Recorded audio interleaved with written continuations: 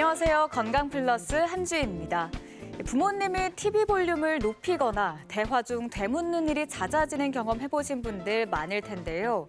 이게 단순히 노화 현상을 넘어서 노인성 난청의 신호일 수 있다고 합니다.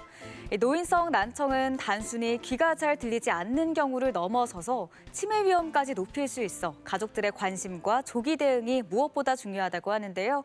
건강플러스 오늘 이 시간은 난청에 대해서 자세히 알아보겠습니다. 우리가 소리를 듣는 과정은 섬세하다. 외이도로 들어온 소리가 고막을 울리고 이 진동이 달팽이관으로 전달되는데 전기 신호로 바뀐 진동이 청신경을 따라 뇌로 전달될 때 비로소 우리는 소리를 인식한다. 그런데 이 중 어느 한 부분에라도 문제가 생기면 소리가 뚜렷하게 들리지 않거나 구분하기 어려워지는데 이를 난청이라 한다.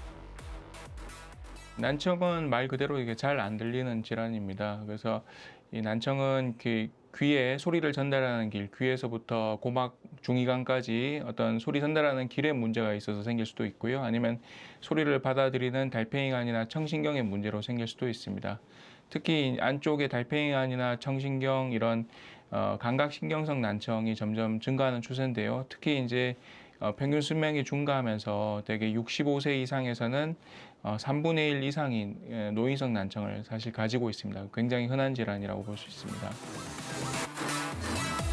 고령 인구가 증가하고 생활 속 소음 노출이 빈번해지면서 난청의 유병률도 높아지고 있다.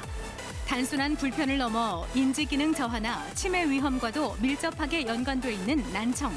때문에 적극적인 예방과 치료가 더욱 중요한데 오늘 TV 주치에서는 난청에 대해 자세히 알아본다. 오늘 도움 말씀 위해 가톨릭대학교 대전 성모병원 이비인후과 김동기 교수 나오셨습니다. 안녕하세요. 네, 안녕하십니까. 네, 오늘의 주제가 바로 난청인데요. 난청은 의학적으로 어떤 질환이라고 설명할 수 있을까요? 네, 아까 화면에서도 나왔듯이 난청은 말소리를 듣는데 어려움이 있는 증상을 얘기합니다. 외이나 중이 같은 소리 전달 경로에 문제가 있기도 하고 달팽이관이나 청신경처럼 소리를 감지하는 기관에 문제가 생겨서 발생하기도 합니다. 네.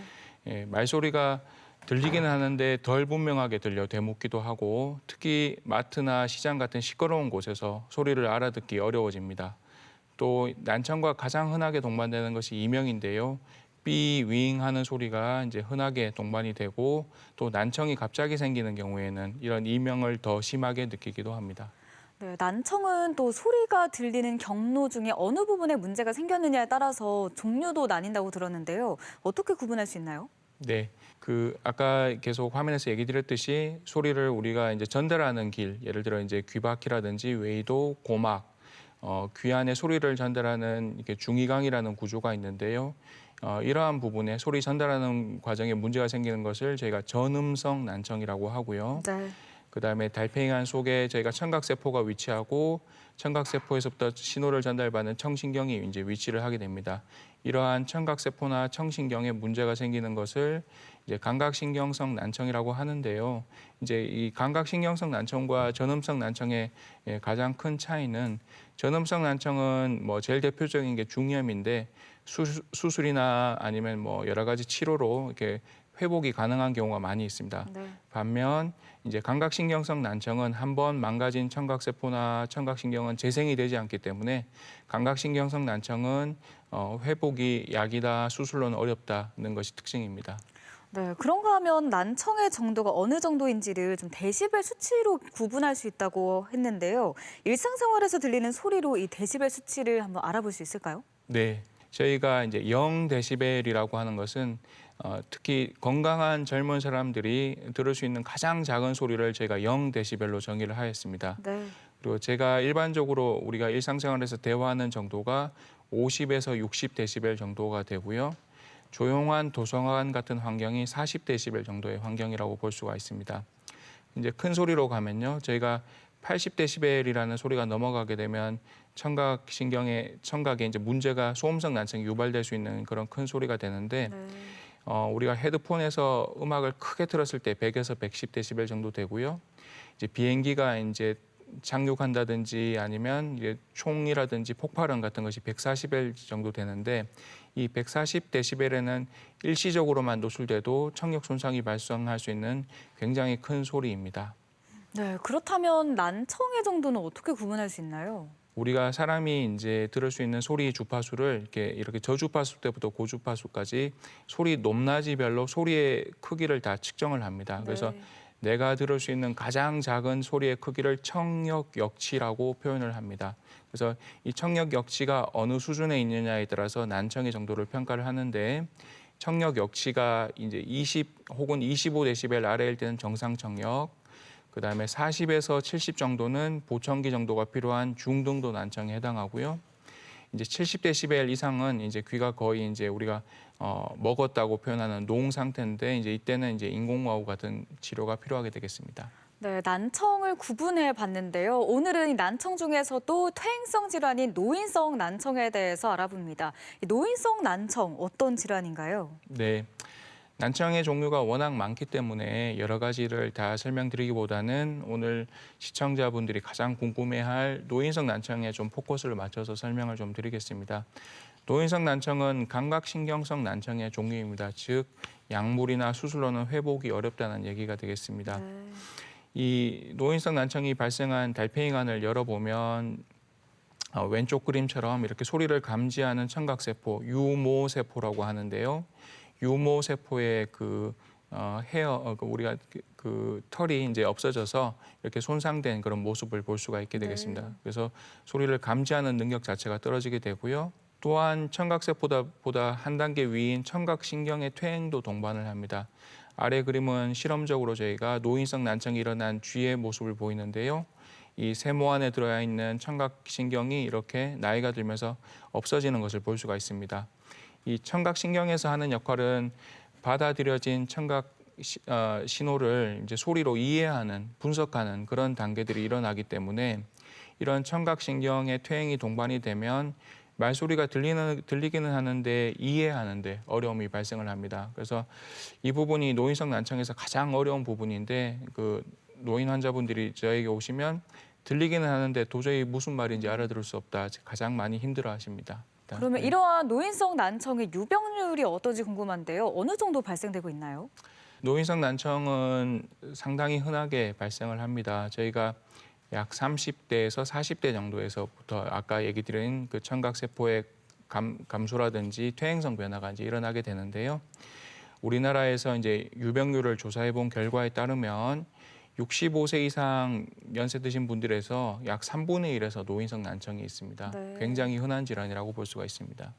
네, 3분의 1이면 굉장히 유병률도 높은 편인 것 같은데요. 이렇게 노인성 난청을 일으키는 위험 요인 어떤 것들이 있을까요? 네, 그 노인성 난청의 유병률이 굉장히 높지만 특히 어떤 노인성 난청이 더 심해지는 위험 요인이 존재를 합니다. 제일 흔한 것이 이제 소음인데요. 건설 현장에서 일하신다든지 아니면 제철소에서 일하신다든지 이렇게 지속적으로 소음에 노출되는 경우 더 빠르게 난청이 진행합니다. 또한 흡연 같은 것들도 영향을 미치고요. 또 젊으실 때 뭐 암이라든지 큰 병을 앓으시면서 아미노글라이코사이드 계열의 항생제를 오래 드셨다던가 아니면 항암제 치료를 오래 받으신 경우에 또 난청이 더 악화될 수가 있습니다. 또한 실험적으로 저희들이 보게 되면 고혈압이라든지 당뇨라든지 또 만성 간질환 이런 대사질환이 그 난청을 악화시키는 것들이 많이 보고가 되어 있기 때문에 그런 건강 관리도 중요하고요. 또 제일 중요한 것은 일단은 또 유전적 요인입니다. 그래서 환자분들께서 어떤 가족력이나 유전력이 있는 경우는 좀 더 난청이 빠르게 진행할 수가 있습니다. 네, 대전 MBC 건강플러스 오늘은 난청에 대해서 알아보고 있는데요. 이번엔 직접 병원에 찾아가서 환자들을 만나보고 난청에 대해서 자세히 살펴보겠습니다. 화면으로 만나보시죠. 난청은 갓난아기부터 노인까지 전 연령대에 걸쳐 나타난다. 원인에 따라 전음성, 감각신경성, 혼합성 난청으로 나뉘는데 전음성 난청은 웨이도나 고막, 이소골에 이상이 생겨 소리가 달팽이관까지 제대로 전달되지 않을 때 발생한다. 감각신경성 난청은 달팽이관이나 청신경, 뇌로 가는 경로에서 문제가 생겨 발생하는데 전체 난청 환자의 대부분을 차지한다.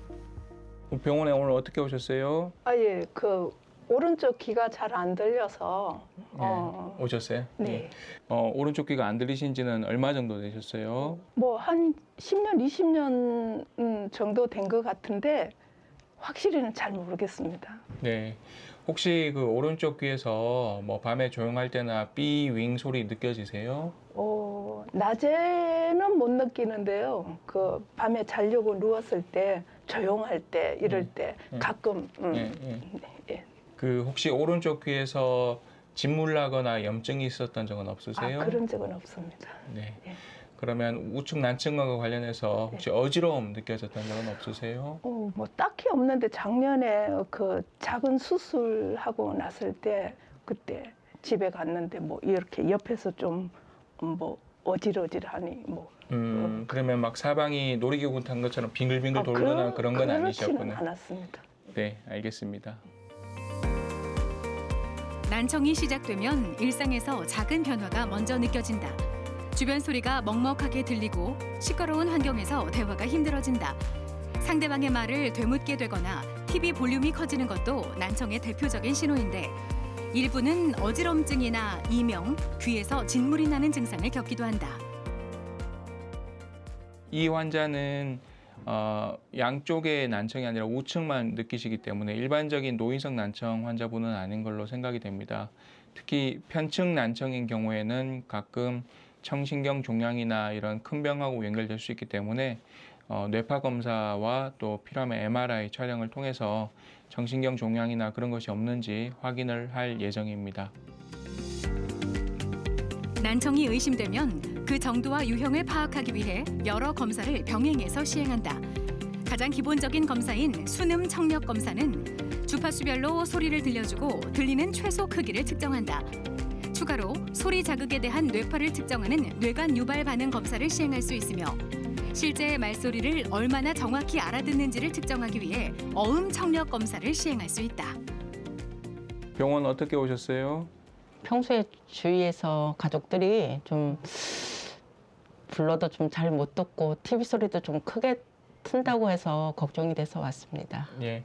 평상시 청력이 좀 떨어지셔서 느껴져서 오신 것 같은데 그렇게 청력이 떨어지신 거 느끼신 건 얼마 정도 되셨어요? 언제인지는 좀 정확하지는 않는데요. 한 40대 후반부터 좀 그런 것 같아요. 귀에서 삐 소리나 윙 소리 같은 거는 느껴지세요? 가끔? 그런 거는 못 느낍니다. 예. 귀에서 진물 나거나 그런 적은 없으셨고요. 그런 적도 없는데 보청기가 좀 필요한가 해서 왔습니다. 네, 그럼 제가 정확히 청력 검사 후에 보청기가 필요한 상태인지 평가해서 다시 한번 말씀드리도록 하겠습니다. 난청 중 하나인 노인성 난청은 노화 과정에서 나타나는 대표적인 퇴행성 변화로 소리를 감지하는 기관인 달팽이관이나 청신경 자체의 기능이 저하돼 소리를 제대로 받아들이지 못하게 되는데 65세 이상 인구에서 약 40%가 노인성 난청을 앓고 있는 것으로 나타났다. 이 환자는 양측의 난청을 이렇게 호소하시기 때문에 아마 노인성 난청이 아닐까 생각이 됩니다. 노인성 난청은 난청 자체를 되돌리는 것은 없기 때문에 청력 검사를 해서 적절한 수준의 이제 보청기라든지 아니면은 아주 청력이 나쁜 경우는 인공호흡 같은 치료가 있습니다. 아마 환자분은 저하고 잘 대화되고 하기 때문에 인공호흡보다는 보청기가 필요한지 제 청력 검사 후에 확인을 해야 될 것 같습니다. 난청의 치료는 청력의 손실 정도에 따라 달라진다. 경미한 경우에는 청각 재활 훈련과 환경 조정의 도움을 받을 수 있지만 중증도 이상에서는 보청기 착용이 권장된다. 소리 증폭뿐 아니라 주변 소음을 줄이고 말소리를 또렷하게 전달하도록 설계된 보청기는 일상생활에 많은 도움을 줄 수 있지만 보청기로도 의사소통이 어려운 고도 난청의 경우 인공와우 이식을 고려할 수 있다. 평균 수명이 증가하고 하면서 유병률이 굉장히 많이 늘어났는데요. 그에 비해서 환자분들이 잘 못 느끼시고 계시는 부분이 많이 계십니다. 그렇게 되면은 되게 40데시벨 이상에서는 보청기나 이런 중재가 필요한데 그런 거 없이 지내시게 되면 자꾸 사회적으로 고립되고 또 우울감도 심해지고 또 최근에는 그런 것들이 치매하고 연관되고 있다는 그런 보고들이 많이 보고되고 있습니다. 그래서 난청을 빨리 오셔서 진단받으시고 보청기나 인공호흡 적절한 치료를 받으시는 게 중요하다고 생각이 됩니다.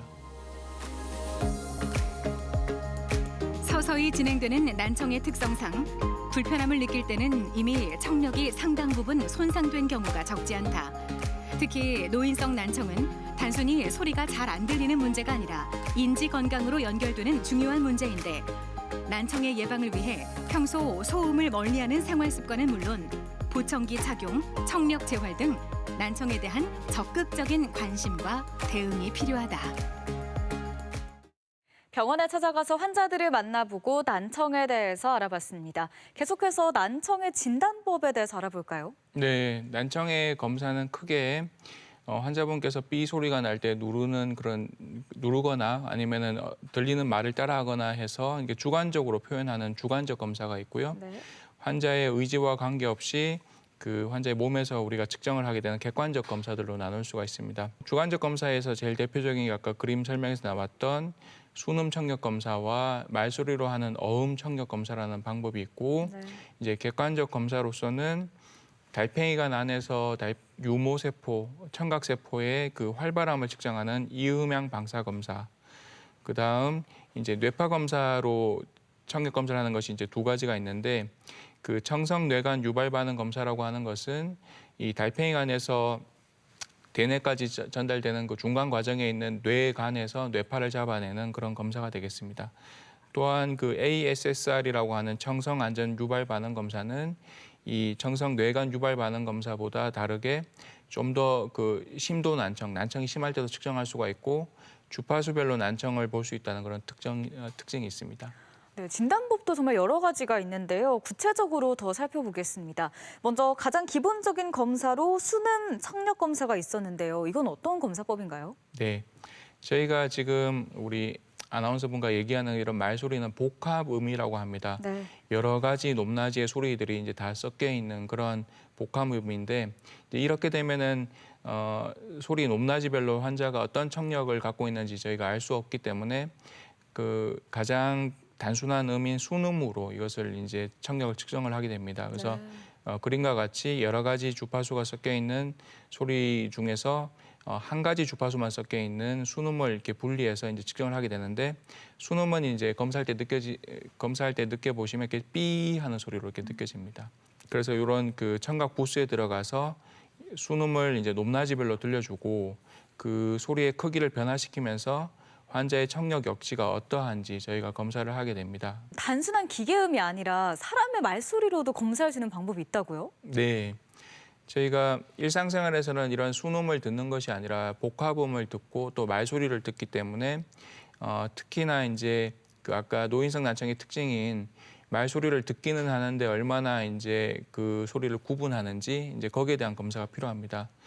그래서 이런 말소리로 하는 검사를 어음 청력 검사라고 하는데 저희가 특별하게 이렇게 선별된 단어를 골라서 이 단어를 들려주면서 환자분에게 단어를 이게 따라하게끔 해보기도 하고 네. 들리는지 측정을 해서 어음 청력 검사를 시행하게 됩니다. 특히 이 어음 청력 검사는 보청기를 착용할 때 보청기를 맞추거나 평가할 때 또 예후를 알아보는데 중요한 검사라고 할 수가 있겠습니다. 네, 이렇게 주관적 검사 방법들에 대해서 알아봤는데요. 원인이 불분명하거나 또 특정 질환이 의심될 때 사용하는 검사법도 따로 있다고요? 아까 얘기 드린 그 청성 뇌관 유발 반응 검사입니다. 그래서 청성 뇌관 유발 반응 검사는 이 그림과 같이 환자에게 소리를 들려주고 나서 머리와 귀 쪽에 전극을 붙이고 이 전극에서 측정되는 전기적 반응을 측정을 해서 환자의 청력을 평가하게 됩니다. 네. 방금 전의 검사들과 다르게 환자의 의지가 작용하지 않고 청력을 측정하게 되기 때문에 객관적 검사로서 특히 그 청각장애 진단서나 여러 가지 진단서 또 그 편측 난청이 있는 경우 청신경 종양이라든지 이런 것을 확인하는데 이 청성 뇌관 유발 반응 검사가 사용이 되게 됩니다. 네, 이러한 반응으로 진단을 받으면 난청의 치료는 어떻게 이루어지나요? 예, 난청의 치료는 그 청력의 수준에 따라서 달라지게 됩니다. 네. 그래서 저희가 이제 25데시벨 이하의 청력 역치를 가지는 경우는 저희가 정상이기 때문에 그 특별한 치료가 필요 없고요. 특히 25데시벨에서 40데시벨 정도의 경도 난청인 경우 쉽게 말하면 그냥 가는기 먹은 정도라고 이제 보시면 되는데 이러한 경우도 특별하게 이제 치료가 필요 없는 그런 상황이 되겠습니다. 이런 경도 난청 이하인 경우는 보청기나 다른 치료가 필요 없고 주기적으로 1년이나 2년마다 청력 검사만 측정을 하시면 되겠습니다. 네. 그 다음 단계인 중등도 난청이 되면요. 그 40에서 55데시벨 정도의 청력 역치를 중등도 난청이라고 저희가 얘기하는데 이때는 일상적인 대화에 좀 어려움이 생기는 단계입니다. 또 그 위의 단계인 55에서 70데시벨 정도인 경우 중등 고도 난청이라고 얘기하는데 큰 소리로 얘기해야지 알아들을 수 있는 그런 단계가 되겠습니다. 그래서 여기까지는 전형적으로 보청기가 필요한 그런 단계가 되겠습니다. 그래서 청력이 이제 여기에서 좀 불행히도 조금 더 나빠지셔서 고도 난청 이상으로 가게 되면 71에서 90데시벨 정도의 이런 고도 난청은 대화가 거의 불가능한 단계가 되겠고요. 이제 90데시벨 이상에서는 이제 어떤 소리도 이제 알아들을 수 있는 그런 농 단계가 되겠습니다. 고도 난청 이상이 되면 보청기를 일부에서는 좀 사용할 수 있는 경우도 있지만 대부분은 보청기로도 좀 듣기 어려운 경우가 많이 있습니다. 이런 경우에는 인공마우가 필요한 단계가 되겠습니다. 인공마우는 이제 다음에 나오겠지만 전기로 소리를 듣는 방법이 되겠는데 이제 고도 난청 이상에서는 인공마우를 고려해야 되는 단계가 되겠습니다. 네, 앞서 중등도 난청부터는 보청기를 사용한다고 하셨는데요. 네. 이 보청기의 원리가 궁금한데요. 네. 보청기는 안에가 굉장히 복잡한 그런 전기 회로로 되어 있는데 간단히 이제 크게 세 개로 나눠보면 소리를 받아들이는 마이크 부분, 네. 또 받아들여진 소리를 증폭하는 증폭기 부분, 또 증폭된 소리를 환자분에게 들려드리는 리시버, 스피커 부분 세 가지로 이제 나눌 수가 있게 되겠습니다. 보면 그림과 같이 귀 안으로 쏙 들어가서 안 보이는 고막형이 있고요. 그보다 사이즈가 좀 더 큰 귀속형 보청기가 있고, 네, 귀 바퀴로 툭 튀어나와 있는 웨이도형 보청기가 있고요. 그 귀 뒤로 이렇게 아주 조금 크기가 커서 사람들이 조금 꺼려하긴 하시는데 이렇게 크게 튀어나와 있는 귀걸이형 보청기가 있습니다. 네. 환자분의 난청의 정도, 또 웨이도의 상태에 조작 능력의 가능성, 경제성 이런 것들을 두루 고려해서 보청기를 이제 결정을 하시게 됩니다. 최근에는 또 기술이 발전하면서 오픈형 보청기를 사용하는 분들도 많다고 하는데요. 네. 오픈형 보청기는 뭔가요? 네. 그래서 전통적으로는 그 아까 4개의 보청기로 나눴는데 최근에 병원 오시면 제일 많이 하는 것이 오픈형 보청기가 되겠습니다. 네. 아까 얘기 드렸던 그 3가지 구성 요소 중에 스피커 부분, 즉 환자에게 소리를 들려주는 그 리시버 스피커 부분을 본체에서부터 분리를 해서 그림처럼 바깥으로 웨이도에 들어가게끔 이렇게 빼놓은 그런 것이 이제 보청기가 되어 있습니다. 이렇게 하다 보니까 스피커가 본체에서 빠짐으로 인해서 보청기의 크기가 그림과 같이 굉장히 작아집니다. 이 웨이도가 열려 있기 때문에 개방감 있고 쾌적한 착용감이 이제 특징이고요. 또한 요즘 AI 기술이 많이 발달했기 때문에 물론 오픈형 보청기에만 해당되는 것은 아니지만 자동으로 소음을 조절한다든지 그런 기능이 추가되어서 주변 소음 환경에서도 우수한 청취 성능을 발휘하게 됩니다. 그런데 좀 불편한 점은 이게 고가이다 보니까 부담을 느끼는 분들이 많으실 것 같은데요. 네. 청각장애로 진단을 받으면 또 지원도 가능하다고 들었습니다. 청각장애 진단은 어떻게 받을 수 있는 건가요? 네, 병원 오시는 많은 분들께서 이제 보청기 이제 보조받을 수 있냐 굉장히 궁금해하십니다. 근데 이 청각장애 진단은 보청기를 사용하시는 모든 분들에게 해당되는 건 아니고요. 보청기 사용하시는 분들 중에 난청이 심한 분들한테 이제 해당이 되는 겁니다. 그래서 난청이 심한 경우에 청각장애 진단이 된다 이렇게 이해하시면 되고요. 관계 법령에 따라서 이제 검사를 하게 되는데 3회 이상의 수능 청력 검사와 청성 내관 유발 반응 검사를 통해서 청각장애 진단을 하게 되고요. 청각장애 진단을 받으시는 경우에는 5년에 한 번 한쪽 보청기에 대해서 보청기 가격의 90% 혹은 이제 차상위 계층인 경우 100% 이렇게 지원을 받게 됩니다. 보청기가 이렇게 청력을 보조하는 기구긴 하지만 분명히 불편한 점도 있을 텐데요. 어떤 점들을 좀 불편해하시나요? 보청기 처음 착용하시면은 사실 좀 많이 불편해들 하십니다. 왜냐하면은 그게 30대나 40대부터 천천히 수십 년간에 걸쳐서 난청이 진행이 됐는데 갑자기 내가 원하는 소리뿐만 아니라 원하지 않는 소음까지 증폭되기 때문에 굉장히 불편해 하시거든요. 그래서 그 시끄러운 곳에 가면 주변 소음까지 증폭되니까 이거 내가 원하는 소리뿐만 아니라 다른 소리까지 증폭돼서 들려요. 오히려 불편해요 하시는 분들도 계시고요. 또 보청기 이제 귀속형 보청기나 이런 것들은 귀를 막기 때문에 폐쇄감, 우리가 샤워하다가 귀에 물 들어간 것처럼 이렇게 먹먹한 느낌을 느끼게 됩니다. 그래서 이런 것을 극복하기 위해서 적응 기간이 필요한데요. 대개 한 달에서 두 달은 불편하셔도 꾸준히 노력을 하셔야지 이런 것을 극복하실 수가 있고, 또한 이제 관리도 꼼꼼히 잘 하셔야 되는데요. 배터리 교체도 하셔야 되고 주기적으로 점검도 받으셔야 되고 또 청소도 필요하게 됩니다. 네, 이렇게 보청기로도 치료가 불편한 경우가 있다고 하셨는데요. 이 경우에는 어떤 치료를 해야 될까요? 네. 보청기로 소리를 들려줬을 때 더 이상 그 이득이 없는 경우, 대략 보청기를 착용한 상태에서 남의 말을 한 50% 알아듣기 힘들다, 이런 경우는 이제 인공와우라는 방법으로 넘어가게 됩니다. 네. 인공와우는 그림에서 보시는 것 같이 이제 두 가지 구성 요소가 있습니다. 안으로 수술을 통해서 이식하는 부분이 있고 바깥에 외부 장치, 보청기처럼 착용하는 외부 장치가 있습니다. 그래서 내부 장치는 달팽이관 속으로 이렇게 쭉 전극을 넣어서 그림처럼 이 달팽이관에 위치한 전극이 전기신호로 달팽이관 속의 신경을 직접 자극하는 그런 방법이 되겠습니다. 네. 이제 그러다 보니까 이제 보청기처럼 말소리로 들리는 방법은 아니고요. 전기음으로 들리는 방법이라서 이 전기음을 다시 말소리로 알아듣는 훈련 과정이 필요합니다.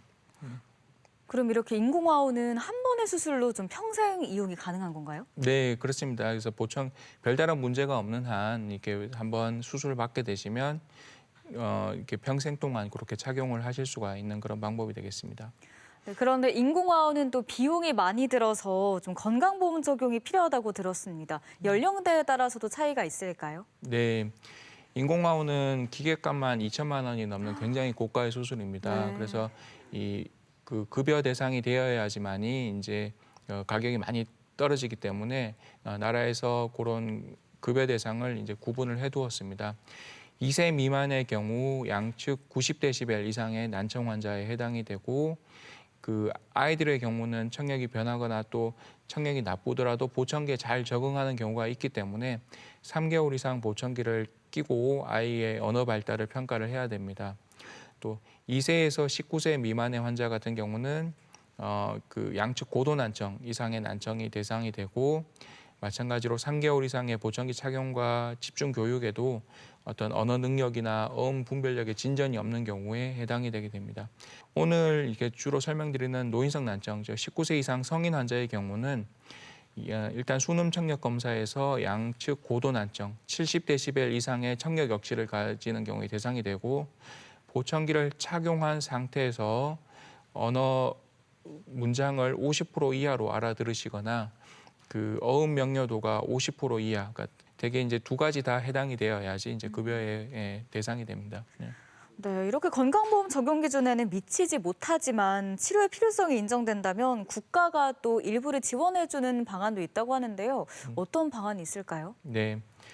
최근에는 이렇게 인공와우 선별급여라는 것이 생겼습니다. 그래서 선별급여라고 하는 제도는 의학적 필요성은 인정되지만 비용 대비 효과성 이유로 전면급여로 적용되지 않는 항목에 대해서 제한적으로 적용을 하는 것인데요. 네. 이 급여와 다르게 이제 이 선별급여는 대부분의 비용은 이제 환자가 부담을 하고 일부 이제 나라에서 지원을 합니다. 그래서 이 인공와우 같은 경우 현재 기준이 80%라서 선별급여 대상이 되시면 80%는 본인이 부담을 하고 20%의 비용은 이제 그 나라에서 지원을 받으실 수가 있습니다. 이제 선별급여가 그렇게 해서 그렇다고 해서 무작정 이렇게 다 지원되는 것은 아니고요. 보청기로 충분한 효과를 얻기 어렵다고 이제 의학적으로 판단되는데, 아까 그 급여 기준에 조금 못 미치는 그런 경우들이 되게 효과가 대상이 된다고 보시면 되겠고요. 네. 또한 가장 흔하게 이 선별급여의 대상이 되는 경우는 돌발성 난청이라든지 이런 걸로 인해서 한쪽 청력이 심도 난청이 된 경우, 그래서 편측 고도 혹은 심도 난청인 경우에 인공와우 선별급여 요즘에 이제 많이 받고 계십니다. 네. 최근 들어서는 난청이 치매를 유발할 수 있다는 말도 들었는데요. 실제로 좀 어떤가요? 네, 맞습니다. 그래서 난청과 치매의 연관관계가 많이 보고되고 있습니다. 란셋이라고 하는 굉장히 유명한 이렇게 논문에서 발표한 것인데요. 네. 란셋에서는 이제 전 세계적인 건강이나 어떤 사회 이슈들에 대해서 전문가들의 견해와 여러 논문의 데이터들을 분석하여서 해결 방법을 이렇게 제시하는 란셋 커미션이라는 시리즈를 발표를 하고 있습니다. 그중에 이제 치매에 대한 그 결과를 2020년, 2024년 이제 2번 발표를 했는데요. 이제 거기에서 이제 난청이 이제 치매와 연관이 있다는 이제 보고를 하였습니다.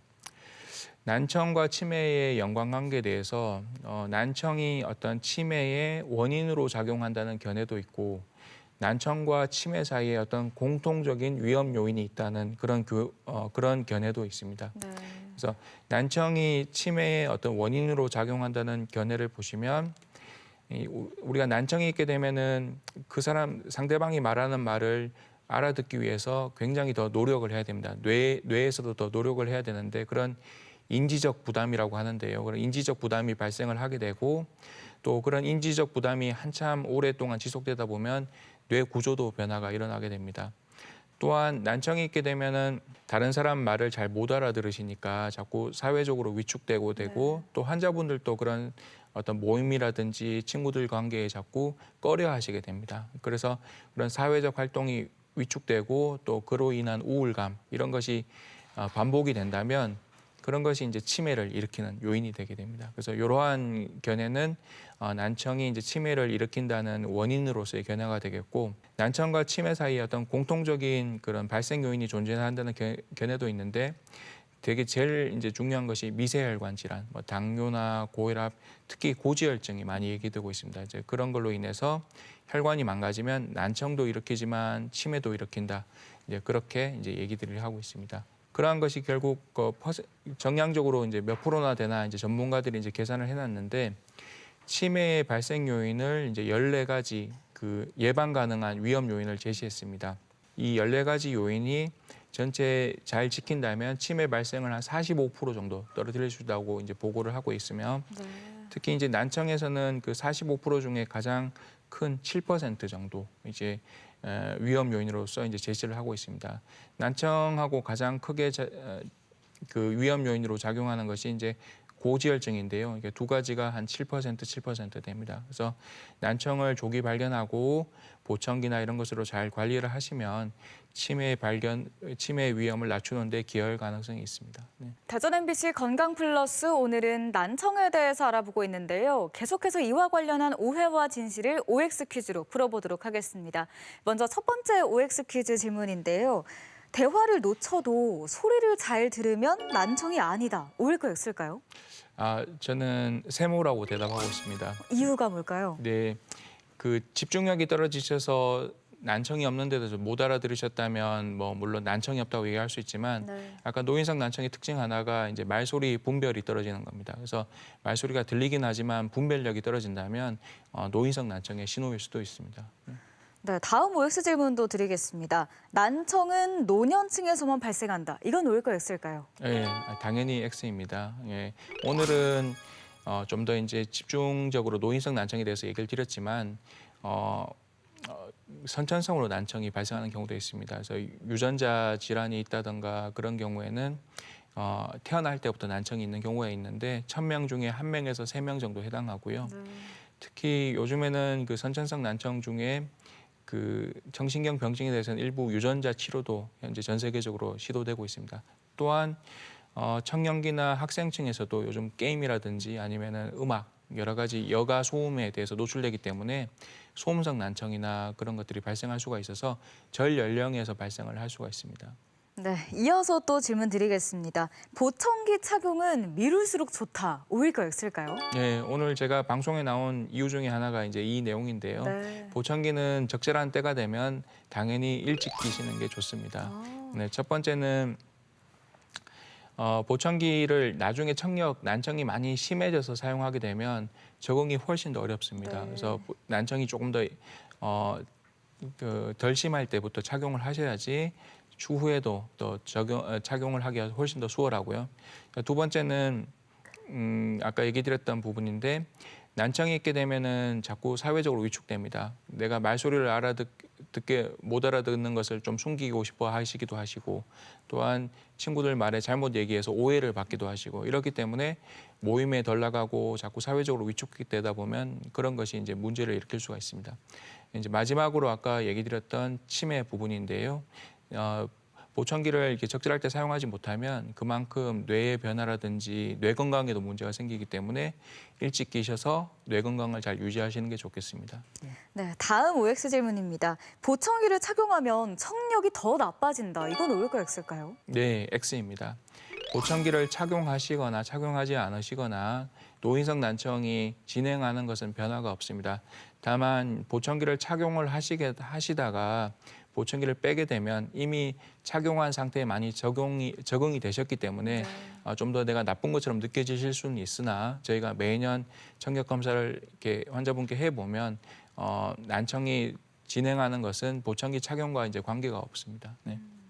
네, 이제 마지막 OX 질문입니다. 청력은 한 번 나빠지면 회복하기가 어렵다. O일까요, X일까요? 예, O입니다. 그래서 전염성 난청에 해당되는 내용은 아니고 감각신경성 난청, 오늘의 주제인 감각신경성 난청의 경우는 한번 망가지면 회복이 어렵습니다. 그래서 아까 얘기 드렸던 내용 중에서 위험 요인들, 특히 소음, 그다음에 뭐 그런 대사질환 관리라든지 이런 것들은 저희가 예방할 수 있는 것들을 예방을 해야지 난청을 진행하는 것을 조금 더 막을 수 있습니다. 네.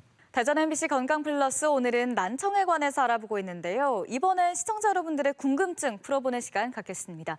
첫 번째 시청자의 질문인데요. 남들보다 TV나 휴대폰의 볼륨을 좀 크게 듣는 편인데 조금만 시끄러워도 상대방의 말을 잘 못 듣습니다. 이게 소음성 난청인가요? 라고 질문 주셨거든요. 네.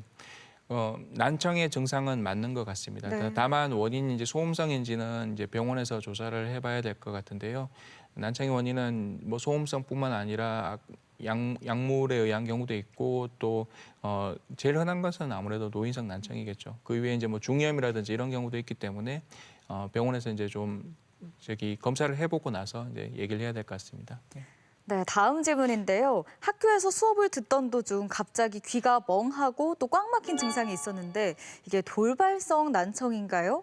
그렇다면 그 증상은 무엇인가요?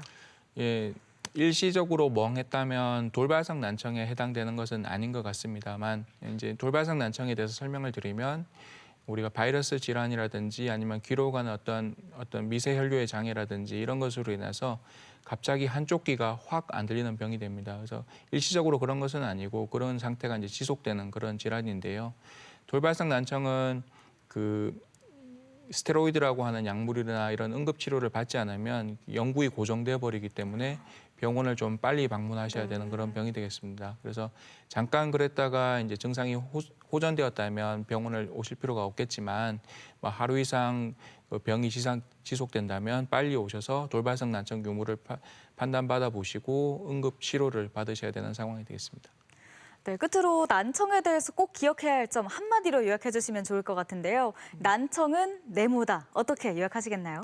예, 난청은 미루면 손해다라고 요약하겠습니다. 오늘 얘기 드린 노인성 난청 중심으로 얘기 드리면 그 보청기나 이런 것을 적절히 잘 하시고 인생을 잘 즐기시고 행복하게 사셨으면 좋겠습니다. 네. 대전 MBC 건강 플러스 오늘은 난청에 대해서 알아봤습니다. 지금까지 도움 말씀에 이비인후과 김동기 교수와 함께하셨습니다. 오늘 말씀 감사합니다. 네, 감사합니다. 이어서 운동과 함께 상쾌한 하루를 열어드리는 건강 틈새 운동 시간인데요. 모두 함께 운동할 준비 되셨나요? 안녕하세요. 대전 을지대학교병원 물리치료사 강동환입니다. 혹시 여러분께서는 걷거나 뛸 때 발바닥이 찢어지는 듯한 통증을 느껴본 적이 있으신가요? 우리 몸의 발에는 지면에서 오는 충격과 발을 보호하기 위한 족저근막이라는 구조가 위치해 있는데요. 이러한 족저근막에 손상이나 염증이 발생하게 되면 일상생활에 큰 불편을 초래하는 통증을 유발할 수 있습니다. 오늘은 족저근막염에 대해 알아보고 족저근막염의 증상을 완화시킬 수 있는 마사지와 운동들을 배워보도록 하겠습니다. 족저근막염은 발에 가해지는 강력한 충격이나 발에 무너진 아치로 인해 발생하게 되는데요. 많은 분들께서 발바닥에 대고 마사지볼을 굴리시거나 차가운 캔을 굴리시게 됩니다. 하지만 족저근막염의 원인은 발바닥에만 있지 않다는 것을 명심하셔야 됩니다. 지금부터 족저근막염에 도움이 되는 마사지를 소개해 드리도록 하겠습니다. 첫 번째는 발등에 위치한 두 곳의 마사지를 소개해 드리도록 하겠습니다. 먼저 마사지하고자 하는 발을 앞쪽으로 편하게 꺼내주시면 되겠습니다. 그리고 손의 뾰족한 부분을 이용해서 마사지를 진행해 줄 건데요. 엄지와 검지 사이에 위치한 발등을 마사지해 줄 겁니다. 이때 발등에 위치한 뼈를 마사지하는 게 아니라 엄지와 검지 사이에 있는 고랑을 마사지해 줄 겁니다. 손가락을 이용해서 고랑을 천천히 부드럽게 왔다 갔다 해주시면 되는데요. 마사지를 하다가 특별하게 유착되어 있는 부분이 있거나 또는 통증이 심한 부분이 있으시다면 그 부위를 부드럽게 2분에서 4분간 마사지를 해주시면 되겠습니다. 동일한 방식으로 검지와 중지 사이에 위치한 발등도 마사지를 해줄 건데요. 이 부분도 특별하게 불편함이 느껴지는 부위나 유착이 느껴지는 부위를 부드럽게 2분에서 4분간 마사지 해주시면 되겠습니다.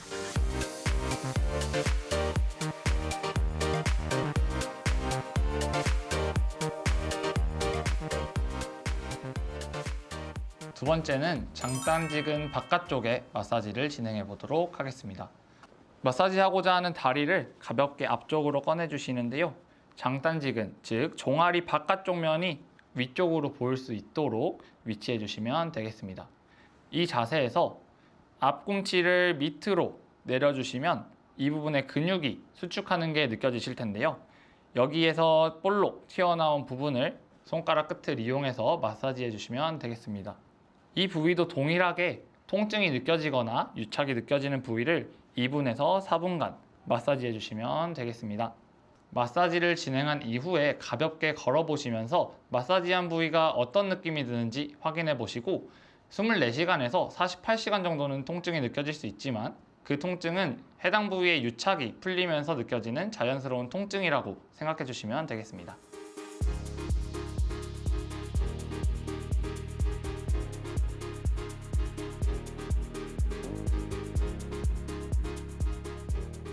마사지를 완료했다면 족저근막염에 도움이 되는 운동들을 진행해 보도록 하겠습니다. 첫 번째 운동은 발가락 들어주는 운동입니다. 운동하고자 하는 발을 앞쪽으로 편하게 꺼내주시면 되겠습니다. 우리의 발가락은 5개가 있기 때문에 5개를 모두 운동하면 좋지만 2개로 나눠서 진행해 보도록 하겠습니다. 우선 4개의 발가락은 발바닥을 누른 상태로 유지하고 엄지발가락만 들어줘 보겠습니다. 이때 나머지 4개의 발가락은 바닥을 견고하게 눌러주시고 엄지발가락 아래에 있는 이 부분도 발바닥을 눌러주시면 되겠습니다. 이 운동을 진행한 이후에 이번에는 엄지발가락을 바닥으로 누르고 나머지 4개 발가락을 들어 올리는 운동을 진행해 보도록 하겠습니다. 이때도 엄지발가락은 바닥으로 견고하게 눌러주시고 4개의 발가락 앞쪽에 있는 발바닥도 바닥을 눌러주고 발가락만 들어 올릴 수 있도록 해주시면 되겠습니다. 이 동작이 조금 어려우신 분들께서는 손을 이용해서 엄지발가락이 들어 올려지지 않도록 눌러주셔도 괜찮습니다. 이 동작은 굉장히 간단하기 때문에 횟수를 늘리는 것이 중요하다고 생각합니다. 그렇기 때문에 30개씩 3세트 진행해 주시면 되겠습니다.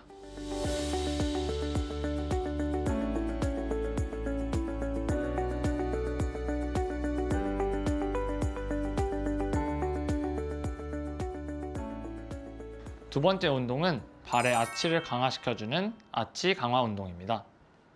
운동하고자 하는 발을 앞쪽으로 내어주시고 반대쪽 다리는 살짝 뒤쪽으로 보내주시면 되겠습니다. 이 자세에서 엄지발가락은 바닥으로 누르고 4개 발가락은 들어 올리는 동작을 취해줍니다. 이후에 4개 발가락의 힘을 자연스럽게 빼주면서 바닥에 다시 닿도록 해줍니다. 이 상태를 만들어내게 되면 아치의 팽팽한 느낌이 드실 건데 이 느낌이 아치가 견고하게 자리를 잡아주고 있다는 뜻입니다. 이 상태에서 앞쪽 발로 체중을 실어줄 건데요. 앞쪽 발의 무릎을 살짝 구부려서 발의 아치는 유지한 상태로 우리의 체중을 앞발로 실어주면 되겠습니다. 처음에는 조금씩만 이동해 주시고 숙달된 이후에 조금 더 체중이 실릴 수 있도록 앞쪽으로 이동해 주시고 가능하시다면 다리를 떼어 주셔도 되겠습니다. 이런 식으로 15번씩 3번만 반복해 주셔도 되겠습니다.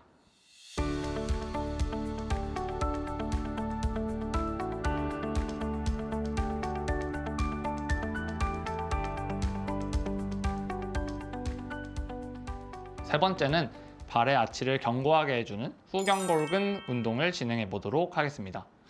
우선 수건을 준비해서 이렇게 돌돌 말아주시고요. 이 수건을 발과 발 사이에 끼워줍니다. 수건을 양발로 누르면서 뒤꿈치를 들어줄 건데요. 이때 잘 들어 올려지지 않는 분들께서는 조금만 들어주셔도 되고, 조금 난이도가 쉽다고 느껴지시는 분들은 양손의 아령이나 물통 같은 것을 들고 진행해 주셔도 됩니다. 수건이 떨어지지 않게 주의하면서 발 뒤꿈치를 들어주고 내리기를 반복합니다. 이 동작을 20개씩 3세트 반복해 주시면 되겠습니다.